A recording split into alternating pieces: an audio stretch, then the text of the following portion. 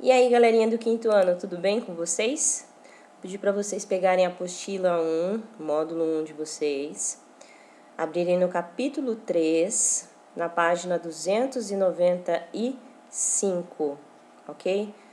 O engenho de açúcar. Nós vamos conhecer um pouco sobre o engenho açucareiro e a produção de açúcar no Brasil, ok? Vamos lá. Nos primeiros séculos da colonização, a maior parte dos africanos escravizados trazidos para o Brasil foi levada para trabalhar nos engenhos.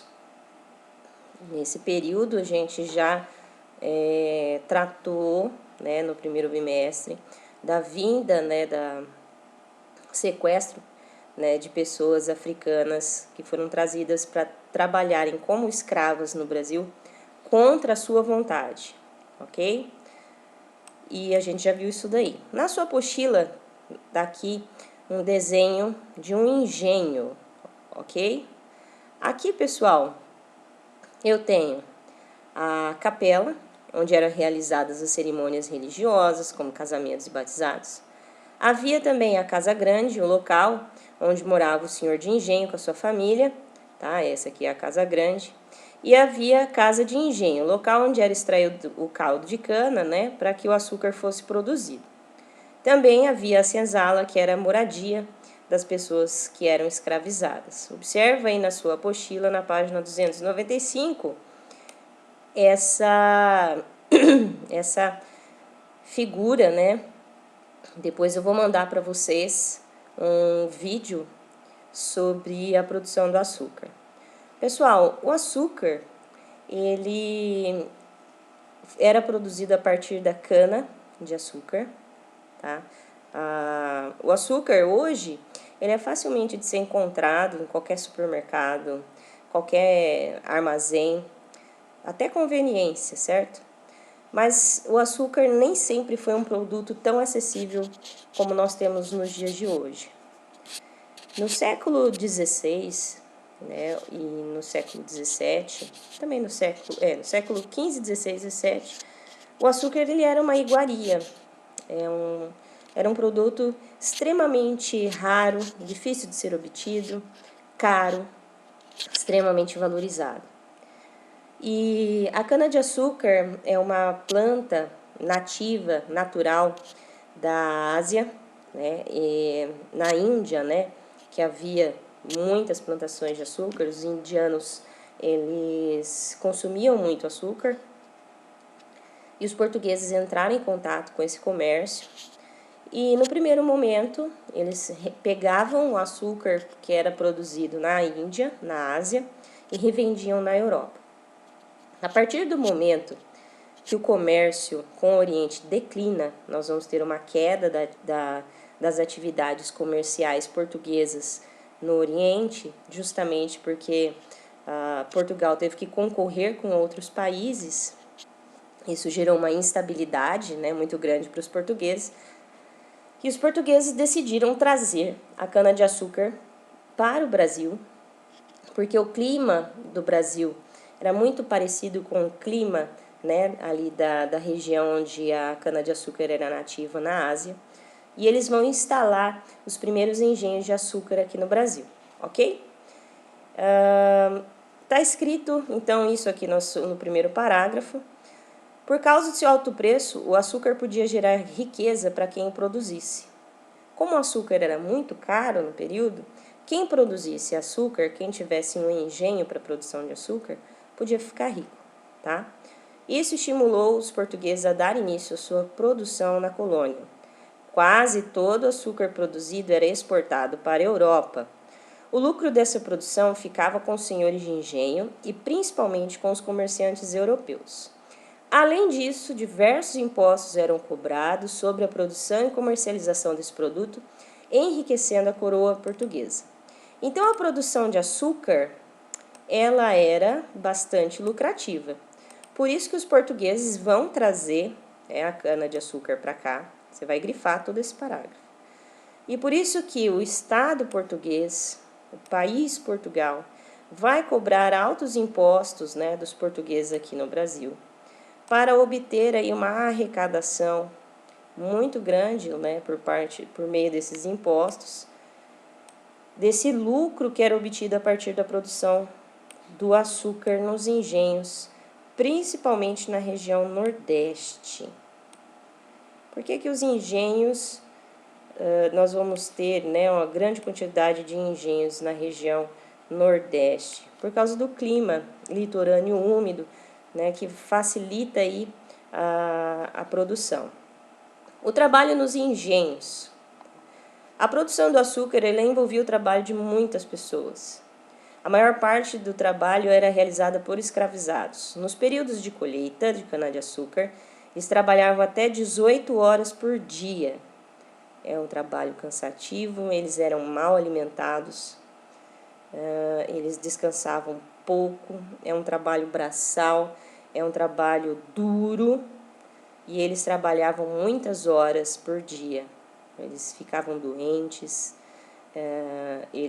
muitos, né, tinham depressão, muitos tentavam fugir, muitos eram mortos. Era bem assustador a realidade do trabalho escravo. Além da longa jornada de trabalho, estavam sujeitos a castigos físicos e maus tratos. Também havia trabalhadores escravizados que realizavam trabalhos domésticos na casa grande. Então, os escravos domésticos, eles trabalhavam, né, fazendo a faxina da casa, cuidando das crianças, fazendo os alimentos que seriam consumidos pela família do senhor de engenho. Então, existiam os escravos que trabalhavam na produção de açúcar e os escravos domésticos, ok? Aí, pessoal, eu tenho atividades na página seguinte. Então, na página 297, tem atividades aí. O fato é que, para o proprietário, os escravos eram vistos antes como propriedade do que como seres humanos. Então, os escravos, eles eram coisas, tá? Eles eram uma propriedade, uma posse, e não seres humanos. Dessa forma, não reconheciam na coroa portuguesa a autoridade para limitar aquilo que consideravam seus direitos. Propriedade absoluta sobre o escravo, condições de vendê-lo, trocá-lo e até libertá-lo, principalmente de puni-lo até a morte, se não tivesse rendendo tudo aquilo que dele era esperado. Marque um X na frase que apresenta as informações corretas. Os senhores de escravizados jamais puniam os escravos? Puniam sim, está falando que punia até a morte. Então, você vai marcar um X na outra frase aqui. Você vai fazer um X aqui, marque um X no segundo quadrinho. Que direitos os senhores de escravizados consideravam ter sobre as pessoas escravizadas? É isso aqui, ó, que está escrito aqui. Ó, consideravam seus direitos, propriedade absoluta sobre o escravo, condições de vendê-lo, trocá-lo, até libertá-lo e principalmente puni-lo, tá? Então, o que você vai escrever na letra B? O que está escrito no texto. Então, o direito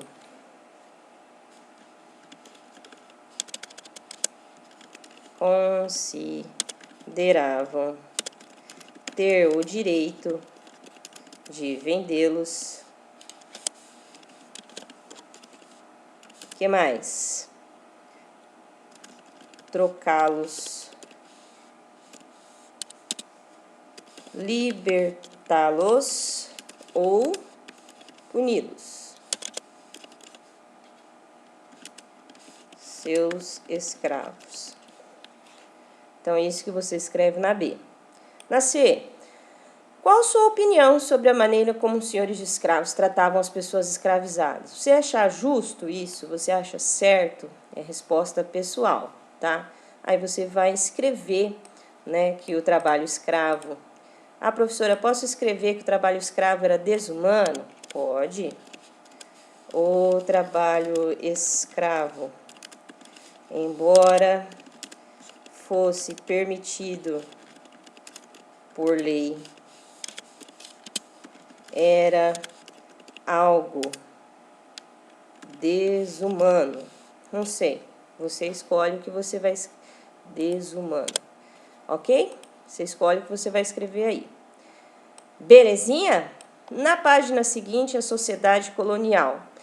No período colonial, as famílias eram patriarcais, ou seja, todos os membros deviam obedecer à autoridade máxima, representada por uma figura masculina. Então, a família patriarcal, o homem, né, é o chefe da casa, o chefe da família. Nessa época, as mulheres não tinham liberdade para fazer suas próprias escolhas. As mulheres elas eram submissas aos homens. A educação de meninas e meninos era diferente. As meninas eram educadas para se casar. Viram, meninas? Que horror! Ser mães, cuidar da casa. A mulher, ela tinha alfabetização? A mulher, ela era educada para ser independente?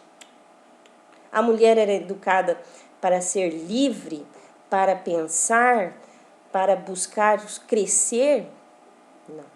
A mulher era educada para ser submissa, cuidar da casa, cuidar do marido e cuidar dos filhos, tá?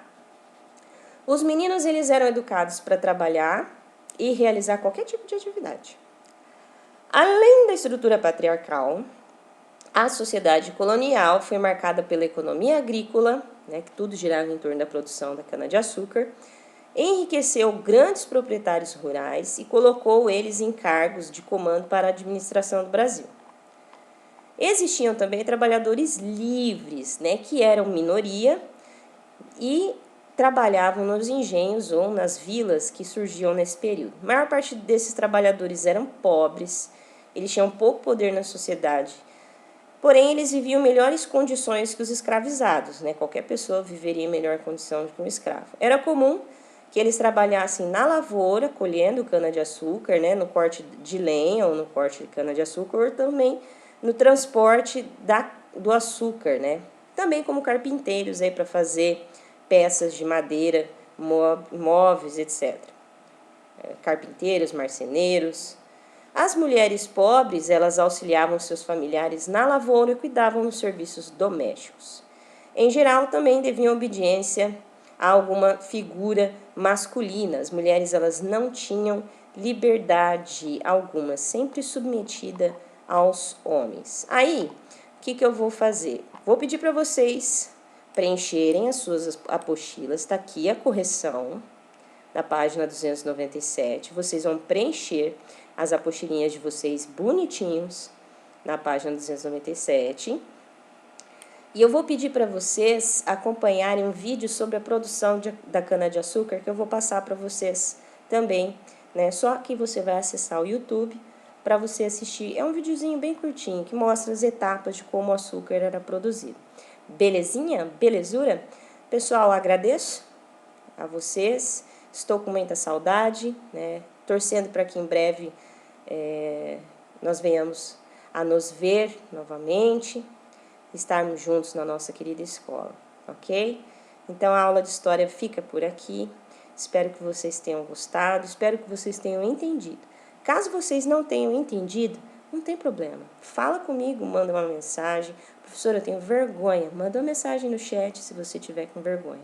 Eu estou aqui para tirar as dúvidas de vocês, para a gente dialogar. Se vocês quiserem falar sobre a escravidão, se vocês quiserem pontuar alguma coisa, use o chat ou pode mandar para mim nas postagens. Você deve participar da aula. Quando você participa, você aprende e a gente vai trocando conhecimento. Ok? Aquele abraço para vocês então, turma. Tchau, tchau.